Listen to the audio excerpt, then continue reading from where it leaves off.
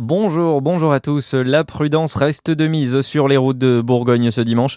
Le Jura et le Doubs sont repassés en vigilance jaune pour neige et verglas, tout comme la Côte d'Or et la Saône-et-Loire. Les difficultés persistent sur de nombreux axes, tandis que plusieurs opérations de salage et de déneigement ont débuté hier matin. Notez l'interdiction de circulation des poids lourds dans le Doubs jusqu'à demain et dans le Jura, la fermeture de l'escalade sur les cascades de l'Hérisson.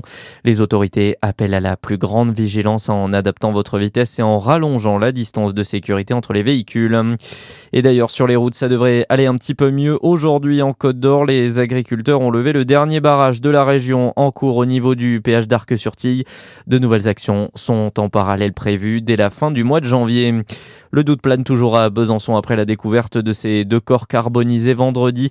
Les victimes ont été retrouvées à bord d'une voiture calcinée. D'après les premiers éléments, le véhicule serait seul en cause dans l'accident et aurait violemment heurté un arbre, en juger les dégâts.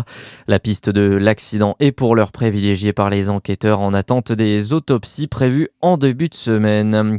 À la une ce dimanche, le risque d'avalanche reste élevé tout le week-end dans les Alpes.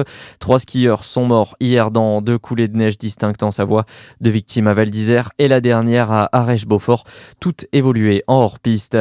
Une nouvelle manifestation hier soir à Téhéran. La mobilisation contre le régime continue alors que l'Iran reste coupé du monde par un blocage d'Internet. De son côté, Donald Trump a assuré hier sur son réseau social que les États-Unis se tenaient prêts à aider alors que l'Iran aspire à la liberté comme peut-être jamais auparavant. Une cinquantaine de manifestants auraient été tués depuis fin décembre. Et puis en foot, pas de grosse surprise pour l'instant en 16e de finale de la Coupe de France. Ça passe pour les équipes de Ligue 1 comme Monaco, Toulouse, Lorient ou Strasbourg. Qualification également d'Amiens, pensionnaire de Ligue 2 ou encore de Laval et de Troyes. Bonne journée sur Fréquence Plus.